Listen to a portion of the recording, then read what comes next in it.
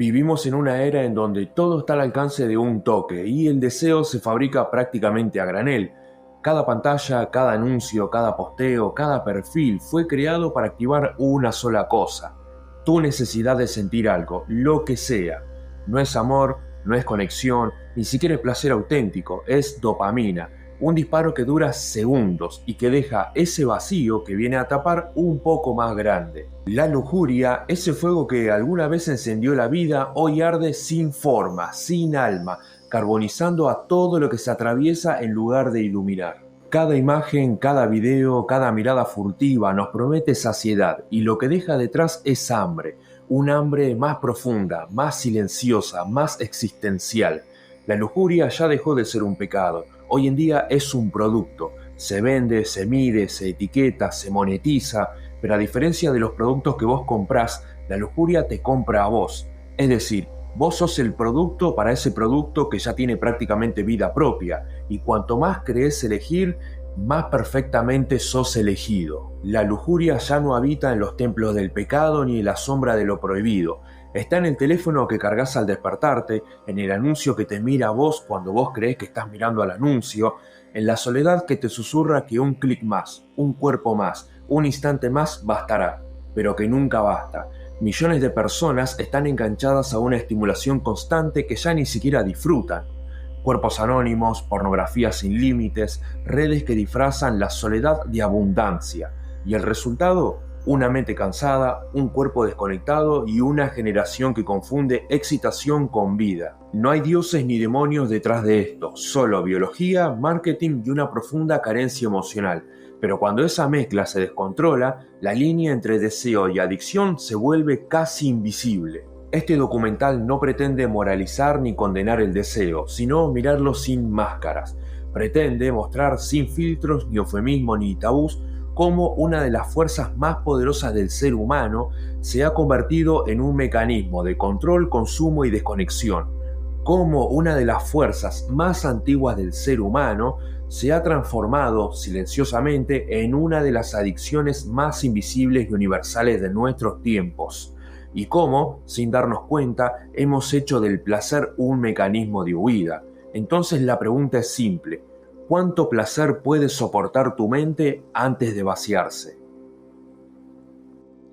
La lujuria es una manifestación intensa del deseo sexual regulada por circuitos neuronales específicos relacionados con la motivación y la recompensa. Desde la neurociencia se sabe que la lujuria activa el sistema dopaminérgico mesolímbico igual que otras conductas vinculadas al placer. Desde el punto de vista psicológico, no es en sí una emoción mala o enferma, es una manifestación del impulso sexual que forma parte natural del ser humano. Sin embargo, se habla de lujuria, no simplemente del deseo o el erotismo, cuando ese impulso se desregula, se vuelve compulsivo o se orienta hacia la gratificación inmediata sin integración con la afectividad, el respeto hacia uno mismo y los demás y la conciencia.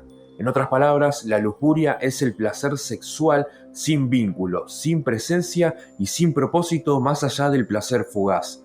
Se puede comparar con el hambre emocional en la adicción, un impulso legítimo pero desbordado. Psicólogos como Sigmund Freud identificaron la libido como una energía sexual fundamental. Sin embargo, la lujuria representa su expresión desregulada, con el potencial de generar conflicto interno y social. Estudios contemporáneos definen la lujuria como un deseo sexual sin integración emocional o social, el cual puede derivar en patrones disfuncionales cuando se pierde el equilibrio. Y la comparación con el hambre emocional muestra que ambos impulsos, aunque legítimos, pueden transformarse en compulsiones cuando buscan compensar carencias afectivas. ¿Existen otros tipos de lujuria? La realidad es que sí, y aunque la palabra suele referirse al ámbito sexual, la lujuria puede manifestarse en diferentes tipos de deseos desmedidos o posesivos, y algunos tipos son: dentro del ámbito estrictamente sexual, distinguir entre hipersexualidad, una condición clínica, y libido alta, una variante normal, es clave para evitar la patologización excesiva. En todos los casos, el patrón común es la pérdida de equilibrio, el impulso domina a la persona y no al revés. Tener una libido alta no implica patología. La hipersexualidad o trastorno por conducta sexual compulsiva se diagnostica solo cuando hay pérdida de control, malestar o consecuencias negativas. La lujuria evoluciona en formas según foco, no es monolítica, es hipersexualidad descontrolada. La idea de que la lujuria tiene distintas formas o expresiones distintas es legítima como construcción interpretativa o metafórica, pero no es un término clínico oficial. La idea de este punto no es diagnosticar a nadie, sino que se comprenda un poco más el marco amplio que puede desatar este tipo de deseos descontrolados. Ciertas formas de lujuria se superponen con manifestaciones del trastorno de la conducta sexual compulsiva, pero no todo deseo intenso es hipersexualidad. Ahora sí, la lujuria sexual, frecuentemente correlacionada con la hipersexualidad o el trastorno por conducta sexual compulsiva, según la Clasificación Internacional de Enfermedades, 11ª edición, el cual afecta aproximadamente del 3 al 6% de la población y se caracteriza por una búsqueda incesante de gratificación sexual con pérdida de control. La lujuria pornográfica.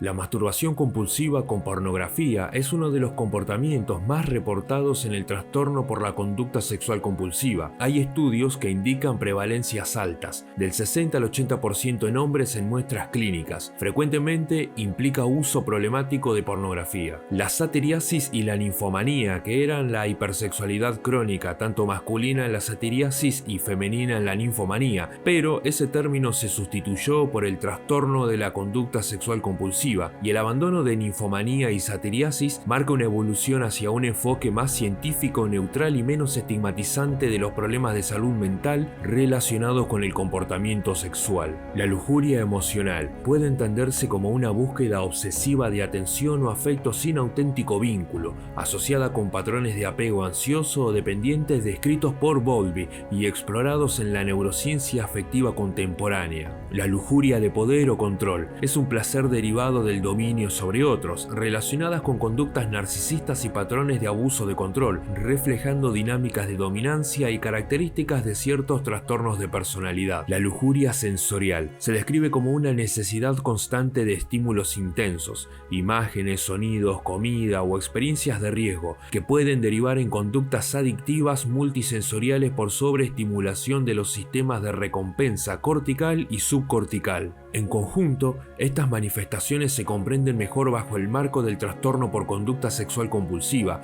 caracterizado por fantasías, impulsos o comportamientos sexuales recurrentes e intensos que la persona no logra controlar, generando malestar o deterioro significativo. La lujuria no se descubrió como tal, ha existido desde los orígenes del ser humano porque es una expresión del instinto sexual y del sistema dopaminérgico del cerebro.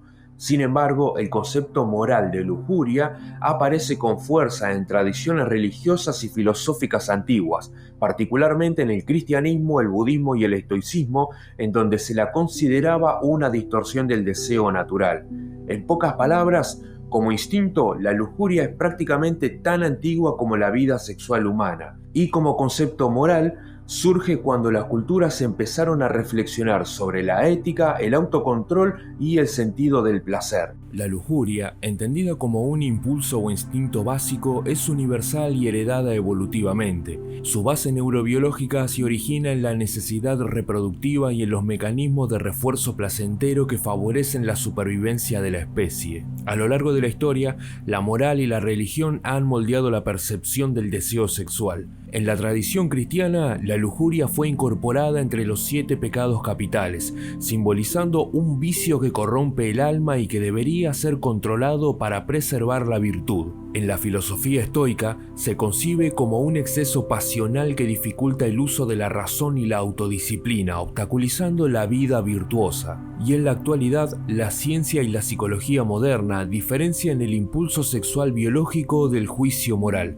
abordando la sexualidad humana desde un paradigma biopsicosocial que integra factores biológicos, psicológicos y socioculturales en la comprensión del comportamiento sexual. Antes de lo que hoy llamamos lujuria, existía el deseo sexual natural, un impulso biológico destinado a la reproducción y el vínculo. En los animales y los humanos primitivos, ese deseo estaba regulado por el instinto y los ciclos biológicos.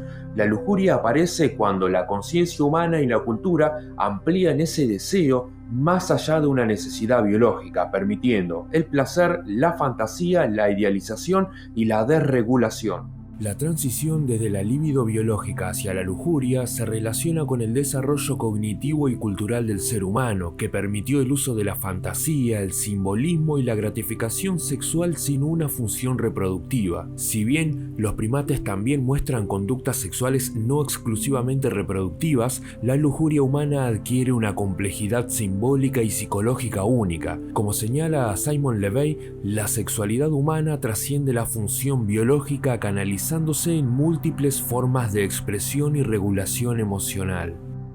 ¿Sos vos quien desea o solo respondés al deseo que alguien más diseñó para vos? Con la evolución de la cultura y la tecnología, la lujuria se desligó del contexto biológico y emocional, convirtiéndose en una fuente de entretenimiento, consumo y poder.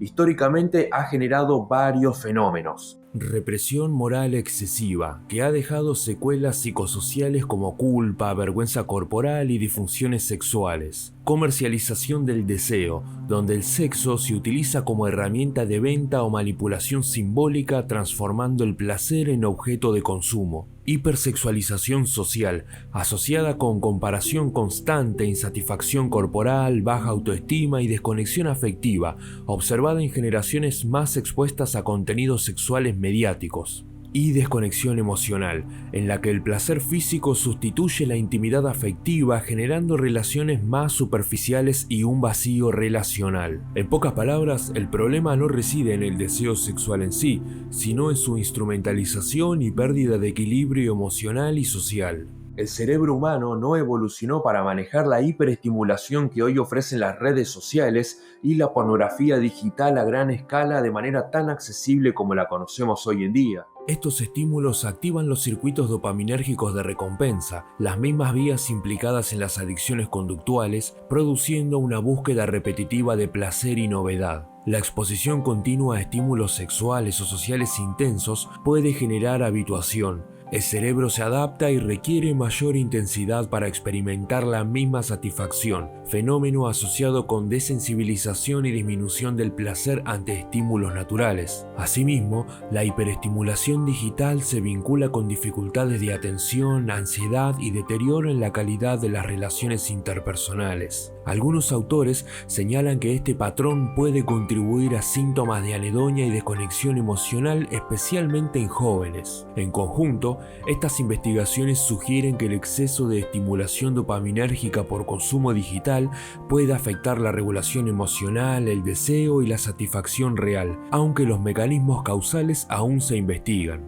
Cada imagen, cada like, cada video explícito libera una dosis de dopamina. Con el tiempo, el cerebro se habitúa y busca más intensidad, generando tolerancia, ansiedad, falta de concentración y dificultades para disfrutar del contacto real. Por eso hablamos ya de una epidemia de desensibilización sexual y emocional en las generaciones más jóvenes. Claramente, esto es una interpretación. La adicción a la lujuria no existe como tal, aunque clínicamente se habla de adicción sexual o conducta sexual compulsiva. No es el deseo en sí lo que enferma, sino la pérdida de control, el uso del sexo como vía de escape ante el dolor emocional, la ansiedad o la soledad. El trastorno por conducta sexual compulsiva ha sido reconocido oficialmente en la Clasificación Internacional de Enfermedades 11ª edición por la Organización Mundial de la Salud, destacando la compulsividad y la pérdida de control como sus características principales. Dicta: patrón de fracaso persistente para controlar impulsos o deseos sexuales intensos y repetitivos, que se manifiesta mediante conductas sexuales repetitivas durante un periodo prolongado, por ejemplo, 6 meses o más, y que causa malestar significativo o deterioro en áreas personales, familiares, sociales, educativas, laborales u otras importantes del funcionamiento. La persona que ya tiene un problema con la lujuria siente un impulso constante e incontrolable de buscar estímulos sexuales, experimenta culpa o vacío después del acto, ve afectadas sus relaciones, su rendimiento o su salud mental y también intenta detenerse pero no puede.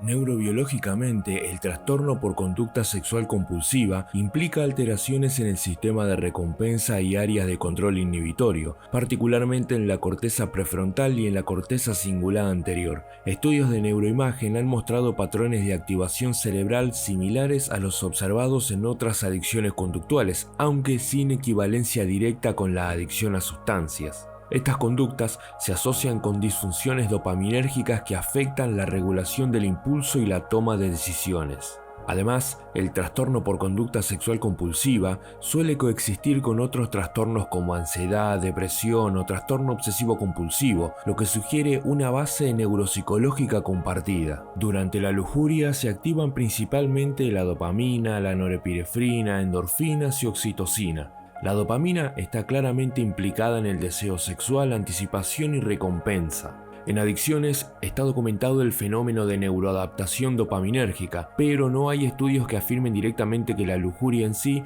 produce desensibilización dopaminérgica, sino el consumo repetitivo y compulsivo de estímulos sexuales, como por ejemplo la pornografía. Por otra parte, la norepinefrina está relacionada con la excitación fisiológica, la atención y la respuesta al estímulo sexual. Esta aumenta la excitación sexual, pero su activación continua, como ocurre en conductas compulsivas, puede asociarse a estados de hiperactivación y ansiedad. Las endorfinas, que participan en el placer y la relajación post-orgasmos, no son específicas de la lujuria, sino de la respuesta sexual en general, y la oxitocina es la que se libera durante el contacto íntimo y el orgasmo. Básicamente, esta favorece el vínculo afectivo en interacciones sexuales con la conexión emocional, lo que sugiere que un patrón sexual centrado solo en estimulación sin intimidad puede no activar los mismos circuitos vinculares. Claramente no se puede afirmar una causalidad, pero sí una interacción. Claramente, cuando hablamos de las secuelas, no hablamos de la lujuria como tal, sino desde la conducta sexual compulsiva o el uso problemático. Fong y Potenza, que estudian el comportamiento sexual compulsivo, reportan desregulación emocional, anedonia, deterioro funcional e impulsividad. Pero estamos hablando de la conducta compulsiva, no del deseo sexual intenso en condiciones normales o saludables. Cuando el estímulo es repetitivo, intenso y desvinculado de lo afectivo, el cerebro se adapta reduciendo la sensibilidad dopaminérgica y esto lleva a mayor tolerancia, quiere decir que vas a necesitar más estímulos para experimentar el mismo placer, anedonia, que es la pérdida de interés por otros placeres, aislamiento emocional, que esto presenta una dificultad para conectar y amar sin estímulo sexual, y culpabilidad y vergüenza que perpetúan el ciclo. La lujuria se vuelve un problema cuando domina tus pensamientos gran parte del día, cuando te lleva a actuar en contra de tus valores y tus compromisos, cuando te causa angustia, ansiedad, culpa o conflictos relacionales, cuando necesitas estímulos cada vez más intensos y cuando no podés detenerte aunque quieras. En este punto ya deja de ser deseo y se convierte en compulsión, es decir, el impulso gobierna tu voluntad. La línea divisoria entre deseo sexual sano y conducta problemática debe evaluarse según tres dimensiones claves: impacto funcional, sufrimiento subjetivo y capacidad de autocontrol. Aunque la clasificación del DSM no incluyó oficialmente el trastorno por conducta sexual compulsiva, los criterios clínicos que se proponen para esta condición comparten elementos con los de otras adicciones: pérdida de control, persistencia del comportamiento pese a las consecuencias negativas y centralidad del comportamiento en la vida del individuo. La presencia de impulsos sexuales intensos e incontrolables que generan deterioro en la vida social, laboral o personal es un marcador clave para diferenciar una conducta intensificada de una conducta que puede requerir intervención. La lujuria, entendida como un deseo sexual intenso y desregulado, puede analizarse desde varias perspectivas neurobiológicas y psicológicas que ayudarían a entender por qué en ciertas condiciones se torna problemática y compulsiva, emparentada también con conductas adictivas. Desde el punto de vista neurobiológico, el deseo sexual o lujuria activa circuitos cerebrales vinculados al sistema de recompensa, especialmente el circuito dopaminérgico mesolímbico. En este proceso participan estructuras como el núcleo accumbens, el lóbulo de la ínsula y la corteza prefrontal. La dopamina cumple un papel clave como señal de anticipación y búsqueda de placer, promoviendo la repetición de conductas que el cerebro interpreta como gratificantes. En condiciones controladas, el impulso sexual es una expresión sana de la energía vital y de la búsqueda de conexión con el otro. Sin embargo, cuando el deseo se disocia de un vínculo emocional significativo o de una conciencia integrada, la lujuria puede convertirse en una compulsión. Y esto quiere decir que la persona va a estar en búsqueda de una gratificación inmediata para aliviar un malestar interno que puede incluir ansiedad, estrés o vacío emocional. En los mecanismos de conducta sexual compulsiva se han encontrado paralelismos con los mecanismos de adicción a sustancias. Al igual que en otras adicciones, se observa una mayor reactividad del sistema de recompensa frente a estímulos asociados al placer, junto con una reducción del control inhibitorio relacionado con disfunciones en áreas prefrontales. Esta combinación, aumento del impulso y disminución del autocontrol, puede generar un patrón repetitivo de búsquedas compulsivas de gratificación inmediata, incluso cuando existen consecuencias negativas personales o relacionales. En adicciones ocurre una paradoja: la sensibilización a señales relacionadas con el estímulo, es decir, más deseo, y una desensibilización del circuito del placer, es decir, menos satisfacción. Psicológicamente, la lujuria compulsiva podría reflejar necesidades afectivas no satisfechas, heridas emocionales o dificultad en la regulación emocional. Acá, la persona utiliza el deseo sexual como una forma de evasión o autoanalgesia, similar a lo que ocurre con otras adicciones. Es fundamental reconocer de que no es una cuestión solamente biológica, sino que el contexto emocional, social, cultural y existencial configura la vivencia y el riesgo de que ese deseo legítimo derive en un patrón problemático. En modelos neurobiológicos de adicción, la compulsividad está relacionada con cambios adaptativos en circuitos de recompensa y control, por ejemplo, en el sistema mesolímbico y en regiones prefrontales implicadas en inhibición y toma de decisiones. Asimismo, desde una perspectiva psicoanalítica y psicodinámica, se plantea que ciertos comportamientos compulsivos pueden servir como mecanismo de afrontamiento ante traumas, déficit afectivos o malestar emocional. En combinación, una menor capacidad de control inhibitorio y un aumento de la motivación hacia estímulos específicos pueden contribuir al desarrollo de patrones repetitivos y disfuncionales, aunque no todos los casos de deseo intenso deberían considerarse compulsividad clínicamente relevante. Existen muertes relacionadas a la lujuria, aunque suelen darse en contextos donde la lujuria se mezcla con la violencia, la compulsión y prácticas sexuales de alto riesgo. Por ejemplo, hay un fenómeno conocido como muerte por asfixia erótica o asfixia autoerótica, que ocurre cuando una persona restringe el oxígeno durante el acto sexual para intensificar el placer, situación que puede causar la muerte accidental, sobre todo cuando se realiza con fines de excitación sexual sin supervisión en contextos solitarios y con dispositivos que impiden la liberación a tiempo. Se estima que en Estados Unidos ocurren entre 250 y 1000 casos de estos al año. Además, la lujuria descontrolada también puede estar relacionada con crímenes motivados por el deseo sexual intenso, como homicidios o asesinatos, históricamente conocidos como asesinatos por lujuria o lustmord.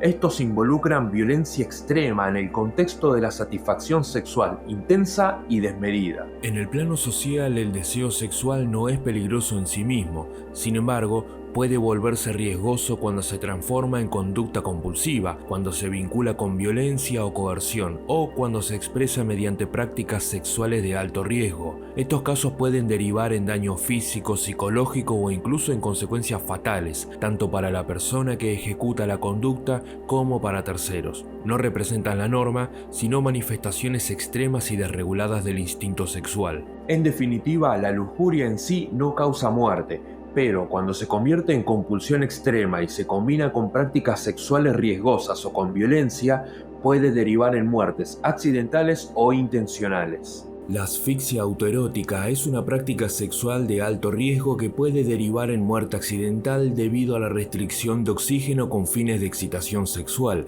En el ámbito forense, los homicidios sexuales motivados por gratificación sexual, a veces denominados lost murders u homicidios sexuales, presentan un perfil psicopatológico complejo, en donde factores como el sadismo, la psicopatía o trastornos de control de impulsos pueden estar presentes. Estos casos son extremadamente poco frecuentes y no representan la norma para el deseo sexual en general.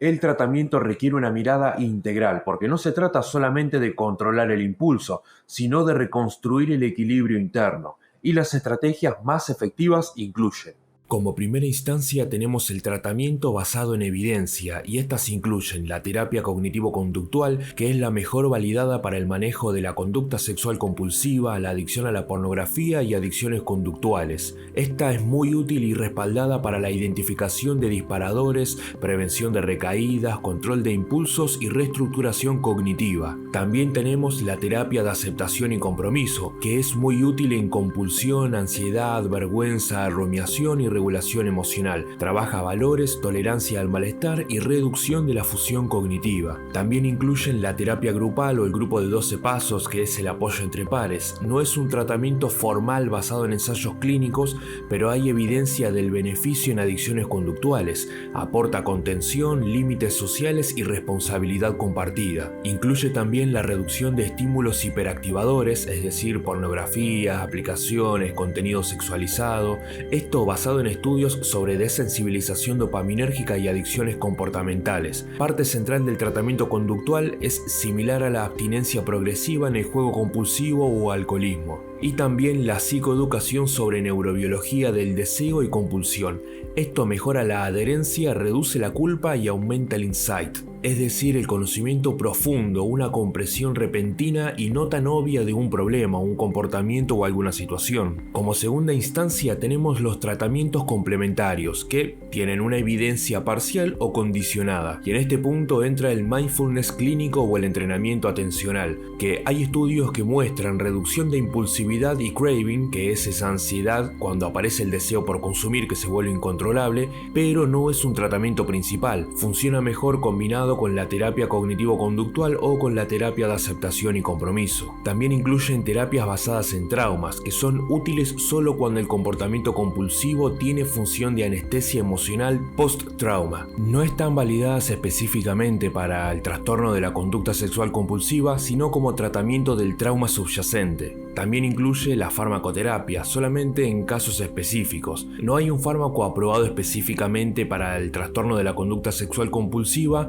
pero sí hay algunos estabilizadores del impulso sexual que pueden llegar a ser útiles, claramente bajo supervisión de un profesional. Son útiles como cointervención si hay comorbilidad, es decir, depresión, TOC, bipolaridad, etc. Y también incluyen la terapia de pareja o vincular, que apoya la reparación de intimidad y confianza cuando la compulsión afectó la relación. Y por última instancia tenemos los enfoques complementarios no clínicos pero útiles, que no son basados en ensayos controlados. Estos incluyen la sublimación del impulso sexual, es decir, la creatividad, el arte, el deporte, la espiritualidad. Esto no es una técnica científica, pero tiene respaldo teórico en psicoanálisis, la sublimación y en logoterapia, que es la dirección de voluntad. Funciona en personas con recursos internos, no en fases de compulsión aguda. El trabajo existencial y el sentido vital no es un tratamiento clínico, pero sí es relevante cuando el deseo está vacío de propósito, tiende a volverse compulsivo. Esto es utilizado en logoterapia, filosofía estoica, tradiciones espirituales, etc. Las prácticas corporales reguladoras también incluyen, es decir, el yoga, la respiración, el ejercicio físico, porque benefician el sistema nervioso autónomo, reducen la ansiedad y el craving, pero no sustituyen la psicoterapia. También incluyen la restricción voluntaria de estímulos eróticos, es decir, el ayuno sexual temporal. No tiene evidencia médica directa, pero se usa en programas de deshabituación del circuito dopaminérgico. Y también incluyen los enfoques de espiritualidad y comunidad, es decir, la religión, los grupos de propósito moral, pueden aportar contención ética y sentido, pero no deben reemplazar la intervención clínica en casos graves. En el tratamiento y la prevención es clave abordar estos múltiples niveles. El tratamiento para el trastorno de la conducta sexual compulsiva puede beneficiarse de un enfoque multidimensional, es decir, partiendo por las intervenciones con mayor respaldo empírico y, en algunos casos específicos, apoyo farmacológico para comorbilidades. También herramientas complementarias como el trabajo sobre la conciencia corporal, la exploración de factores relacionales o existenciales y el desarrollo de sentido personal pueden aportar valor terapéutico, aunque no constituyen tratamientos validados por sí mismos. La integración de recursos clínicos y psicoeducativos permite abordar no solo el control del impulso, sino también los aspectos emocionales y relacionales implicados en la compulsión sexual. Si apagaras todas las pantallas durante una semana, ¿qué tipo de placer seguirías reconociendo? La lujuria, entendida como el deseo sexual desordenado e impulsivo, es uno de los instintos humanos más potentes.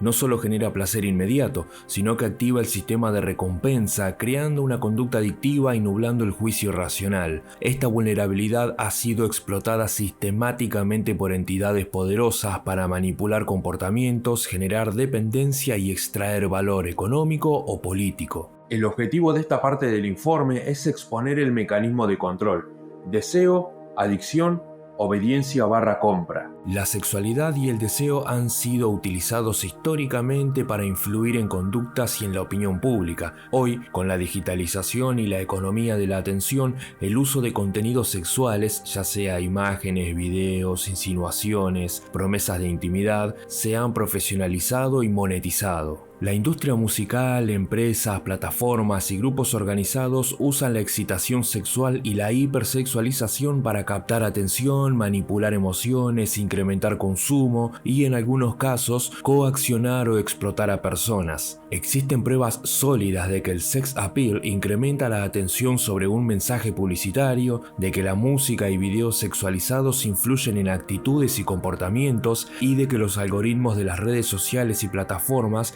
amplifican contenido extremo o sexualizado para promover engagement. Hay también pruebas y casos documentados de uso de imágenes sexuales para extorsión y de manipulación sexual en sectas y organizaciones coercitivas. En el apartado político-gubernamental, la evidencia muestra usos históricos y tácticas relacionadas, propaganda sexualizada, moralización, sextorsión, pero no hay una única narrativa uniforme. Prácticas y objetivos varían según el contexto y el régimen. No hay cadena más dulce que la del placer, ni prisión más invisible que la del deseo. En la industria publicitaria y empresas, cuando se habla del sex appeal en publicidad, se hace referencia al uso de imágenes, gestos, cuerpos o insinuaciones sexuales para captar atención. Los anuncios con contenido sexual logran más atención inmediata, la gente los mira más rápido y durante más tiempo. También se recuerda mejor la escena o la marca que incluía el contenido sexual, pero no necesariamente se recuerda el producto o se generan más ventas. Es decir, la gente recuerda el cuerpo, la imagen o el estímulo, pero no siempre el mensaje o el producto que se quería vender. En pocas palabras, el sexo capta atención y emoción, pero no siempre genera decisión racional de compra. Aún así, en un mercado saturado, las marcas lo usan para romper el ruido y lograr que su mensaje entre comillas, en la mente del consumidor. ¿Y esto por qué funciona? Básicamente porque este tipo de contenido actúa sobre el sistema dopaminérgico, el circuito cerebral que se activa ante estímulos de recompensa, novedad o placer. Cuando el cerebro percibe algo sexual o erótico, se activa la amígdala, se libera dopamina y el sistema atencional se enfoca automáticamente por mecanismos evolutivos. Las marcas aprovechan eso para asociar la emoción con su producto o logo, aunque el producto no tenga relación con el deseo. Por ejemplo, autos, perfumes, bebidas, entre otras. En pocas palabras, usan la excitación o curiosidad sexual como un vehículo para meter su mensaje en la mente de las personas que lo están viendo o consumiendo. El proceso genera 3 efectos importantes. El primero, captura de atención. El público mira el anuncio, lo comparte o lo recuerda. El segundo, asociación emocional. El producto o marca queda inconscientemente vinculado a la atracción o al placer. Y el tercero, desplazamiento del control. En este punto ya la atención de la persona ha sido manipulada. La persona cree estar eligiendo, pero realmente lo que está haciendo es reaccionar a una activación emocional inducida. Cuando la sexualización es constante, se normaliza la hipersexualización, es decir, cuerpos convertidos en herramientas publicitarias, el placer como motor de consumo y una distorsión en la percepción del deseo y el valor humano. Esto modifica lentamente las expectativas sociales y afectivas, sobre todo en jóvenes que empiezan a asociar que lo atractivo es igual a valioso y que el placer es igual a felicidad. ¿Y esto qué quiere decir? Básicamente que las marcas usan contenido sexual porque activa rápidamente nuestro cerebro y capta nuestra atención, aunque no necesariamente nos haga comprar más. Lo hacen para atravesar nuestra saturación de estímulos. Este mecanismo funciona porque el sexo activa la dopamina y dirige la atención, pero ese mismo proceso también puede manipularnos, dirigir nuestras emociones, condicionar el deseo y moldear las normas culturales sobre lo que consideramos atractivo, valioso o deseable. Cuando hablamos de la industria musical y entretenimiento, existe una relación consistente entre la exposición a contenido sexual en la música y videoclips y cambios en actitudes y conductas sexuales, sobre todo en adolescentes y adultos jóvenes. Múltiples análisis en videoclips muestran que entre el 70 y el 90% incluyen imágenes o letras con referencias sexuales explícitas o implícitas y un alto grado de objetificación del cuerpo, especialmente en las mujeres. La exposición repetida a esos contenidos se asocia con mayor aceptación de la promiscuidad o de relaciones sexuales sin afecto, mayor internalización de estereotipos, por ejemplo, el valor personal se basa en el atractivo o la seducción,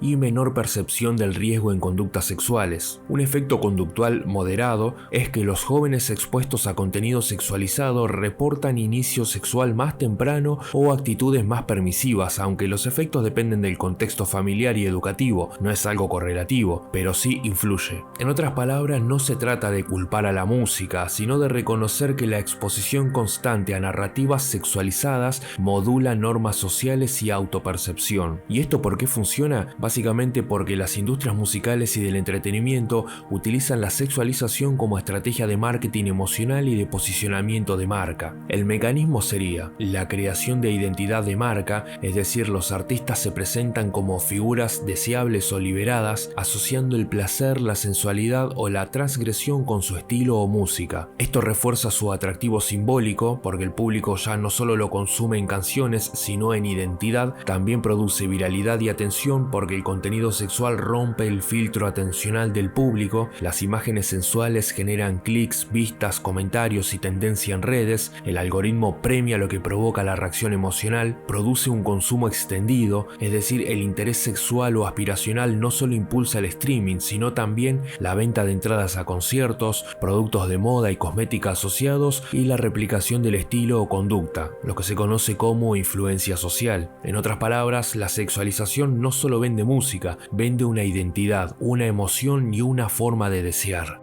El impacto va más allá del entretenimiento. Este mecanismo ejerce control cultural y psicológico a través del modelado de normas y expectativas, y los efectos que produce son básicamente tres. Como primera instancia, el modelado de normas, que lo que hace es definir cuáles son los cuerpos deseables, cómo debe mostrarse la sexualidad y normaliza la idea de que el cuerpo es un instrumento de valor o éxito. Como segunda instancia, la presión de pares. Los jóvenes, especialmente en redes, sienten que tienen que reproducir los mismos códigos, gestos, vestimentas, lenguajes, poses, y eso genera una exhaustiva competencia, no solamente estética, sino también sexual para ser vistos o validados. Y como tercera instancia, la sexualidad como espectáculo y mercancía. La sexualidad deja de ser una experiencia íntima y relacional y pasa a ser un producto mediático, un contenido que se exhibe, se mide y se monetiza.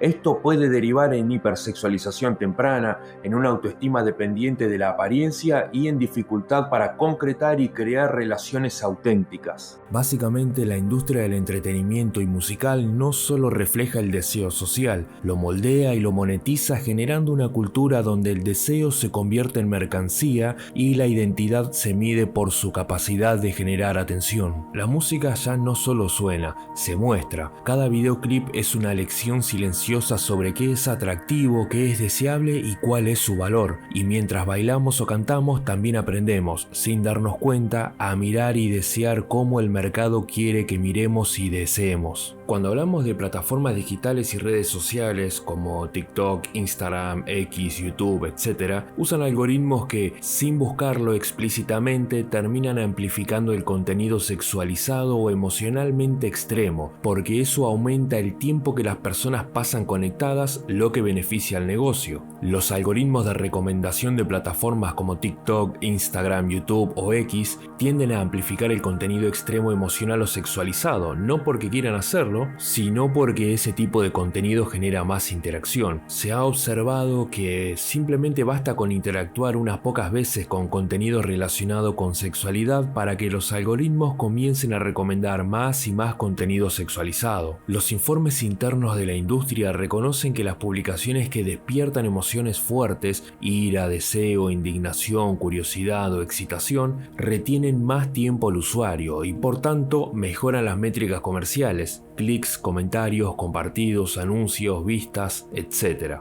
En pocas palabras, las redes están diseñadas para premiar lo que te hace sentir más, no lo que te hace sentir bien. ¿Y esto por qué funciona? Básicamente a nivel técnico y psicológico, primero por una optimización algorítmica. Las plataformas están diseñadas para maximizar el tiempo en pantalla. El algoritmo aprende qué te mantiene mirando y te da más de eso, reforzando tus patrones de consumo. Por ejemplo, si te detenés unos segundos frente a un video sexualizado, el sistema registra tu interés. A partir de ese microcomportamiento, el algoritmo ajusta tus recomendaciones y te muestra contenido cada vez más similar o intenso. Este proceso genera un feedback loop, que es un bucle de retroalimentación. Lo que ves refuerza tu deseo de seguir viendo. También funciona por el engagement emocional. Los algoritmos descubrieron, sin conciencia pero con eficacia estadística, que los contenidos con alta carga emocional o sexual captan más rápido la atención por mecanismos dopaminérgicos, generan más clics, comentarios y compartidos y prolongan el tiempo de exposición. En simples palabras, el sistema aprende a manipular tu atención usando tus propias emociones como combustible. Este proceso produce consecuencias psicológicas y sociales que van desde,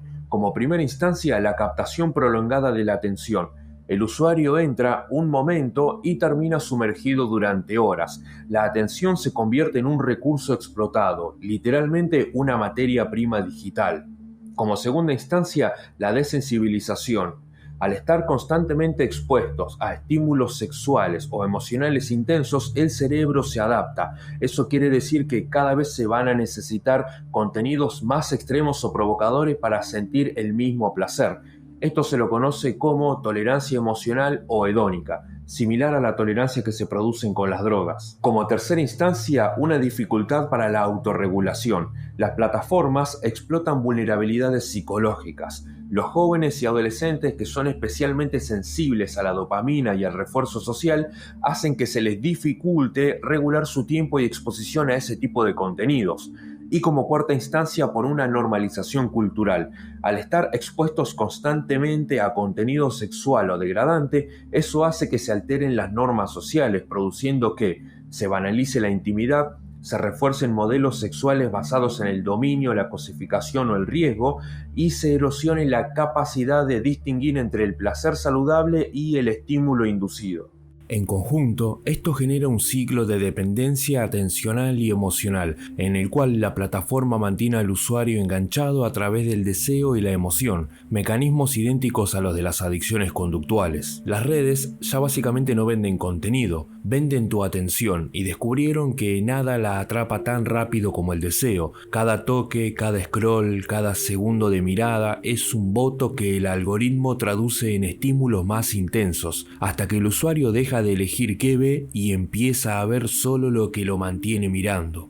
Cuando hablamos de la pornografía industrial y la economía sexual digital, hay que partir por el primer punto, el acceso masivo y gratuito. Desde mediados de los 2000, con el auge de plataformas gratuitas como Pornhub o Xvideos, la pornografía pasó de ser un producto comprado o buscado activamente a ser un estímulo omnipresente y de libre acceso. Hoy se estima que más del 30% del tráfico global de Internet está vinculado directa o indirectamente a contenido sexual. Los informes muestran que los portales pornográficos reciben miles de millones de visitas mensuales, superando incluso a plataformas como Netflix o Amazon en tráfico. también cabe destacar la transformación del patrón de consumo, es decir, la pornografía actual ya no se consume esporádicamente, sino de manera habitual y acumulativa. Las personas tienden a ver contenidos cada vez más variados o extremos con el tiempo, lo que se asocia con tolerancia, habituación y búsqueda de novedad, mecanismos similares a los de las adicciones conductuales. En consumos intensivos se ha observado una distorsión de expectativas sexuales, lo que se percibe como normal o excitante va variando con el tiempo, anedonia, que es la pérdida del placer en la vida sexual real, y dificultades relacionales, es decir, la desconexión afectiva y evitación del contacto real. En pocas palabras, la evidencia muestra que el consumo masivo y constante reconfigura la mente y la conducta sexual incluso sin que la persona se dé cuenta. ¿Y esto por qué funciona? Básicamente porque la pornografía online moderna combina tres factores potentes. El primero, la oferta infinita personalizable. El usuario tiene acceso ilimitado a millones de videos, categorías y fantasías. Cada clic produce una descarga de dopamina, la misma molécula implicada en la motivación y la recompensa. Pero el cerebro se adapta rápidamente generando tolerancia. Se necesita más novedad o intensidad para provocar el mismo nivel de excitación. Este ciclo, búsqueda, recompensa, tolerancia, escalada, es idéntico al de una adicción conductual. 2. El diseño algorítmico. Las plataformas pornográficas también usan recomendaciones personalizadas optimizadas para retener al usuario. El sistema aprende sus preferencias y ofrece estímulos cada vez más ajustados, lo que refuerza la compulsión. Esto crea una relación de retroalimentación dopaminérgica difícil de romper. 3. Integración con la economía sexual digital. El ecosistema actual no solo ofrece contenido gratuito, sino también modelos de negocio, suscripciones premium, plataformas de creadores como OnlyFans, contenido personalizado o en vivo. Esto traslada el consumo hacia un vínculo emocional económico directo, donde la excitación se mezcla con conexión aparente, validación y gasto. En pocas palabras, la pornografía industrial ya no vende solo imágenes, sino dopamina, conexión y fantasía personalizada, empaquetadas como economía. Este proceso produce consecuencias psicológicas, sociales y económicas. Como primera instancia, la dependencia psicológica. La pornografía se puede utilizar como una forma de regulación emocional, es decir, se usa para aliviar la ansiedad, el estrés, el aburrimiento o la soledad. El problema surge cuando ésta reemplaza al contacto real y reduce la sensibilidad al placer natural. Esto desemboca en aislamiento, en disfunción eréctil psicógena, que es la disfunción eréctil sin una causa física aparente, en anorgasmia, que es básicamente la dificultad o incapacidad de concretar un orgasmo, y en desinterés por las relaciones auténticas. Como segunda instancia, la dependencia económica. En el caso de las plataformas de suscripción o modelos freemium, los usuarios pueden invertir dinero de manera constante y creciente en contenidos o creadoras específicos.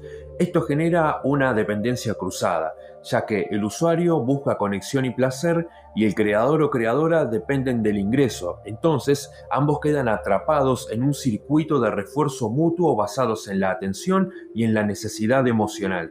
Y como tercera instancia, explotación y riesgo. El sistema facilita abusos, sextorsión, explotación sexual digital, chantajes, difusión de imágenes no consentidas, trata encubierta.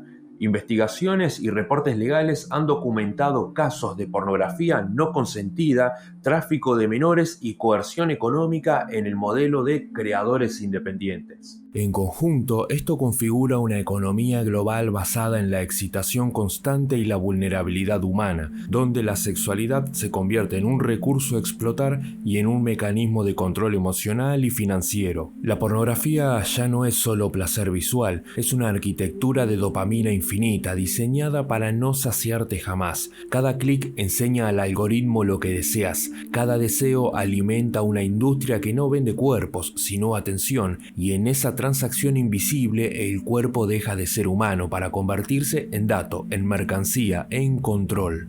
Cuando hablamos de sectas, gurús, cursos y coaching sexuales, Este es uno de los apartados más oscuros y a la vez más reveladores del informe, porque muestra cómo la lujuria y la sexualidad pueden convertirse en instrumentos de manipulación psicológica y control grupal, más allá del placer o del consumo mediático. Vamos a clarificarlo punto por punto. Las investigaciones en psicología de las sectas, psicología social y estudios sobre abuso de poder carismático describen patrones comunes: la manipulación emocional, el aislamiento del entorno y promesas de transformación o iluminación, es decir, el uso del sexo o las relaciones como medio de control o purificación. En pocas palabras, la evidencia muestra que la sexualidad puede ser convertida en un instrumento de dominación psicológica, sobre todo cuando se mezcla con discursos de espiritualidad, curación o autoconocimiento. ¿Cómo operan estas estructuras básicamente? La clave está en la combinación entre carisma, vulnerabilidad emocional y control social.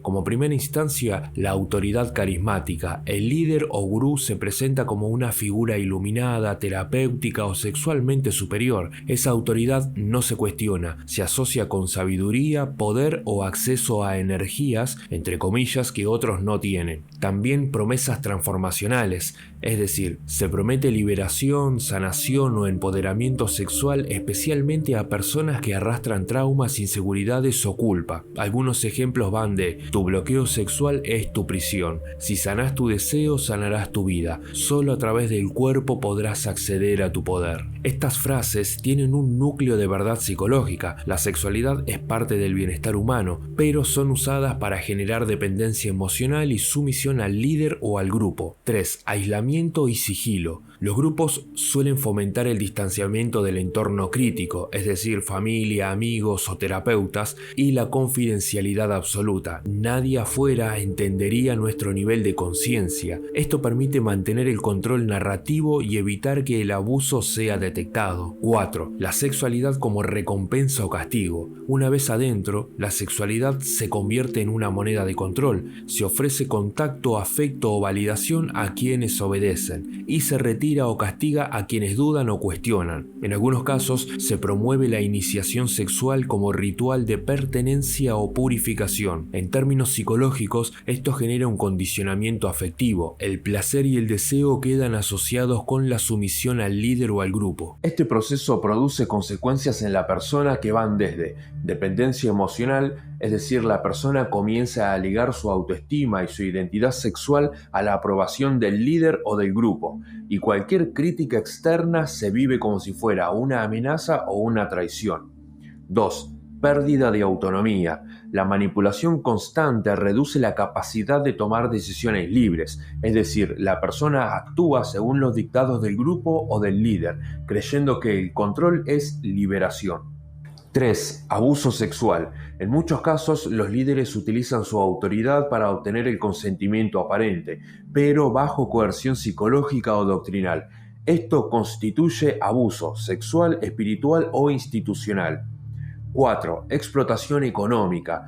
A menudo los miembros son inducidos a pagar por cursos, retiros, niveles, a ofrecer servicios sexuales o laborales como parte del proceso de crecimiento. En este punto, el sexo se convierte en una moneda simbólica y real. En conjunto, el resultado es un sistema de dependencia total, donde el placer, la espiritualidad y la obediencia se mezclan en un ciclo de dominación invisible. Bajo la máscara del crecimiento personal o el despertar espiritual, muchos grupos aprenden a usar el deseo como herramienta de sumisión, prometen libertad pero enseñan obediencia, dicen sanar el cuerpo pero lo convierten en propiedad del líder. La sexualidad deja de ser energía vital y se transforma en la cuerda más eficaz para atar el alma. Y cuando hablamos de gobiernos y actores estatales, este punto requiere una lectura muy cuidadosa porque aborda uno de los temas más sensibles y complejos del informe: el uso de la sexualidad y la lujuria como mecanismo de control o disciplinamiento social desde el poder político o institucional. Vamos a desmenuzarlo con precisión y sin caer en teorías no verificadas. ¿Qué es lo que se sabe realmente y lo que no? A lo largo del siglo XX, especialmente durante guerras o regímenes autoritarios, existen registros claros de uso propagandístico de la sexualidad. Por ejemplo, en la Segunda Guerra Mundial, los gobiernos de distintas potencias, Estados Unidos, Reino Unido, Alemania, Japón y la Unión de las Repúblicas Socialistas Soviéticas, sexualizaron usaron la figura femenina en carteles, películas y noticieros con dos objetivos: motivar a los soldados, las mujeres como símbolo del hogar o del deseo patriótico, controlar la conducta sexual femenina instando a la pureza y fidelidad como deber patriótico. Estas prácticas están documentadas en archivos del National Park Service y estudios en PubMed Central. Las formas contemporáneas de control en tiempos recientes, las evidencias más consistentes se centran en tres fenómenos. Primero, el coaching sexual digital o la sextorsión, utilizado por individuos o redes criminales, a veces con complicidad o inacción de autoridades, donde imágenes íntimas se utilizan para chantajear, extorsionar o manipular. Segundo, la vigilancia moral o legislativa, donde estados o gobiernos promueven leyes de decencia o moralidad pública para regular la conducta sexual de toda la sociedad, algunas comunidades o especialmente en mujeres. Y tres, campañas de propaganda moral, en contextos autoritarios donde la sexualidad libre, entre comillas, se asocia con decadencia occidental o traición a los valores nacionales. Cabe aclarar de que no hay evidencia científica ni documental sólida que confirme un plan global coordinado por gobiernos democráticos para usar la lujuria o la sexualización de forma sistemática como herramienta de control social. Las dinámicas varían según contexto político, cultural y religioso. En otras palabras, sí hay uso político del sexo, pero no una conspiración unificada. ¿Cómo es que se ejerce este control? El control sexual a nivel institucional o estatal se ejerce en dos direcciones aparentemente opuestas, pero que cumplen la misma función disciplinaria. El primer punto es la hipersexualización dirigida. El Estado o sus aparatos de propaganda usan imágenes sexuales para generar emoción, distracción o adhesión. Un ejemplo histórico eran esas campañas donde las mujeres eran presentadas como recompensa simbólica por servir a la patria.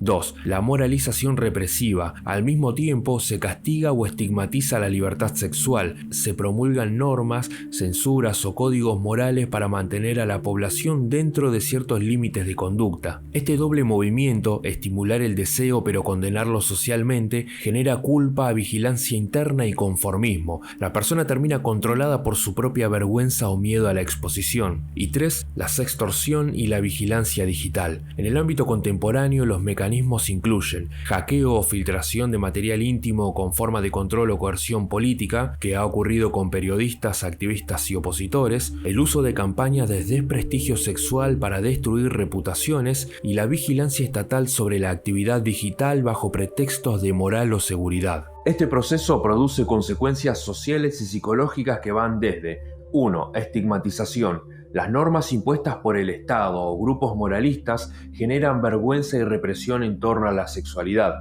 Las personas interiorizan ese control y lo reproducen sobre sí mismas y sobre los demás. 2. Control social por vergüenza pública, es decir, la exposición de la vida íntima, ya sea a través de escándalos, de leaks, filtraciones o censura, se convierte en una herramienta muy eficaz para disciplinar conductas disidentes o rebeldes. 3. Coacción directa. En casos extremos, regímenes autoritarios, redes de corrupción o el crimen organizado, el sexo se utiliza como un arma de chantaje o coerción económica y política. Y 4. La fragmentación del sujeto. La población queda atrapada entre dos mensajes contradictorios. Por un lado, sé deseable, sé libre, sé atractivo, y por el otro, no te excedas, no muestres, no rompas las normas. Este conflicto interno perpetúa la ansiedad, la autovigilancia y la desconexión del propio cuerpo.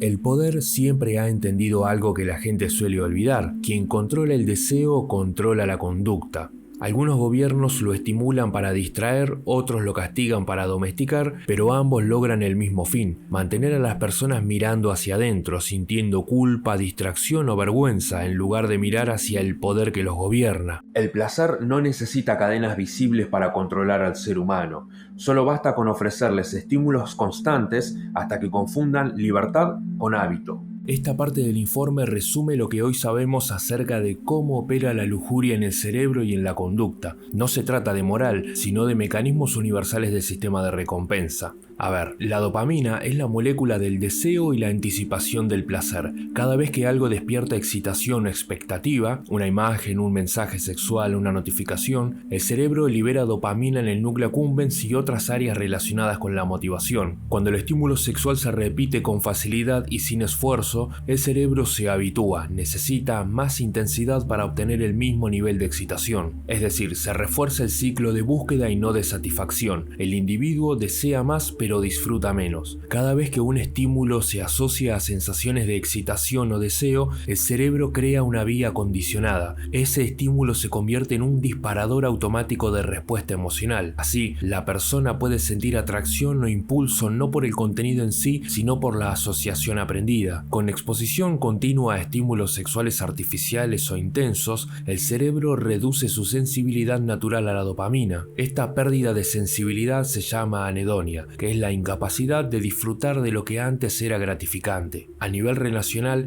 esto produce dificultades para conectar emocional o sexualmente con personas reales. La intimidad requiere presencia, vulnerabilidad y ritmo humano, no solamente un estímulo. Cuando el cerebro se educa con estímulos instantáneos, la realidad emocional se vuelve lenta o insatisfactoria. Y a nivel social cognitivo, la exposición masiva a contenido sexualizado genera cambios en la percepción social. Por ejemplo, normalización de la hipersexualidad, objetificación y fragmentación de la empatía sexual. ¿Y cuáles son los efectos observados al respecto? La evidencia muestra efectos tanto individuales como colectivos del uso excesivo o manipulado del estímulo sexual en medios, redes y entornos digitales. A nivel individual encontramos adicción o compulsión sexual, es decir, la búsqueda incontrolada de estímulos, pérdida de control, tiempo excesivo dedicado, impacto en el trabajo o relaciones, problemas de pareja, que es la desconexión emocional, expectativas irreales, dificultad para mantener el deseo genuino o afecto, el aislamiento y ansiedad. En este caso, la gratificación digital sustituye a los vínculos reales, haciendo que la persona se aísle cada vez más de la sociedad y su entorno. Y también culpa y disonancia interna, que es cuando aparece ese conflicto entre el deseo, valores y conducta.